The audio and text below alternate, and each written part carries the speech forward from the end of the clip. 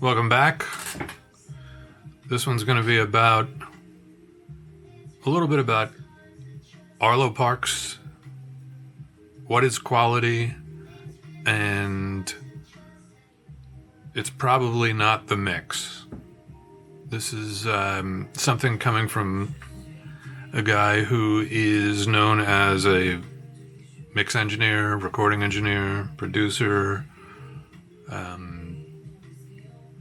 guitar player, instrumentalist.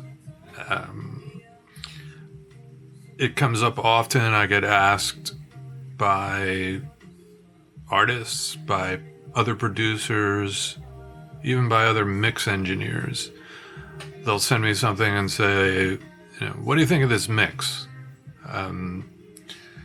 Or I think this mix isn't any good, and I think it might need to be remixed because something's, they're just not feeling it, or they think that is the problem. That's why it's not connecting with an audience or with the reception that they're looking to get from, like record label people or fans or maybe even managers. I have no idea, but it does come up often. What do you think of the mix? Could this be better? And the answer is, it varies. There's no real exact answer, but I do think that the mix itself tends to be overrated. And that's coming from some of the mixes. So what do I think is important? Well, I think I'm going to break it down a couple of different ways. The composition, or the writing, the songwriting, the actual song, probably more important than the mix. The performances on the recording, probably more important than the mix. The production, probably more important than the mix. The passion, conviction, the actual delivery of everything, which goes to the performance also, but that connects to the performance and the writing and even the production. If it doesn't have a real connection with some passion and authenticity, for lack of a better word, the mix won't matter. So then there's the charisma of the artist, the charisma of the vocal, of the delivery. And I'm just pretty much heading off right there and saying, this is about songs with vocals or mixes with vocals. And then there's, the obvious things, the marketing, whether the artist is promoting the product properly, whether the record label is, whether the management team is.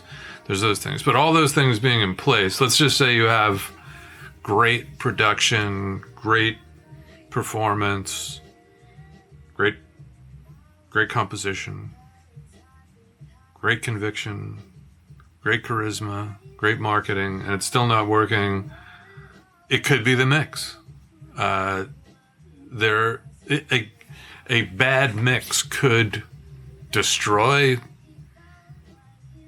all of those things. I am of the belief, though, that because I'm into this whole what is quality kind of thing. There are mixes that a lot of people would consider to be bad mixes on records that are hugely successful. So that it is subjective also.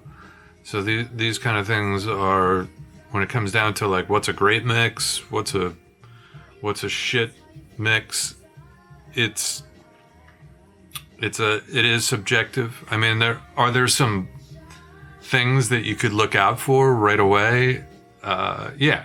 If your song or your production leans itself towards is let's just say hip hop, Should it be drowning in reverb like an ambient shoegazer track?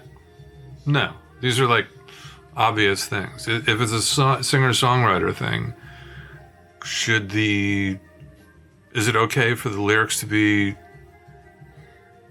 too hard to understand as far as, what level they're at and what the frequencies are that are EQ'd? That would be unacceptable also. I'm listening to Arlo Parks right now, and she may or may not be in the title of this video. And just, if you're not familiar with her, Arlo Parks, Arlo Parks. I really loved her first record. I didn't actually know until quite recently that she even had a second record. So one came out in 21. This new one technically came out in 23. The one that came out in 21, I don't remember the name of it. It had some really great tracks. There was like 4 or 5 great tracks. Eugene was one, a couple others. Performances were very cool.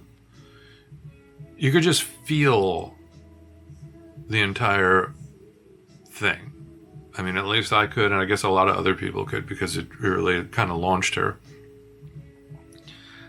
That being said, I tried listening to the new record, which came out in 23.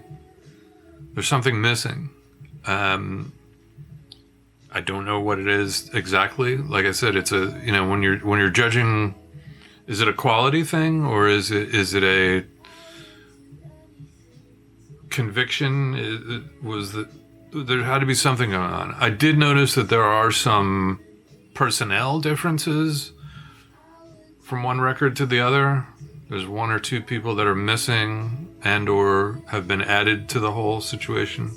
And she may have very well just sort of evolved into this, and it's just not the same. Like that's kind of, that's the dreaded follow-up album thing. The debut is what it is, and then, it's magical, and then the follow-up can tend to be not. So, getting back to the mix thing, yes, if the recording quality, and there's that quality word again, is there, and the performance, can a mix absolutely destroy something that should be magical? Yes, it can. I've heard it. I've seen it.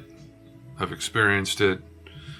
Sometimes there's just some glaringly obvious things that, like, okay, this mixer in this particular case was the wrong mixer, or that mix, whoever mixed it that day had a bad day or something like that.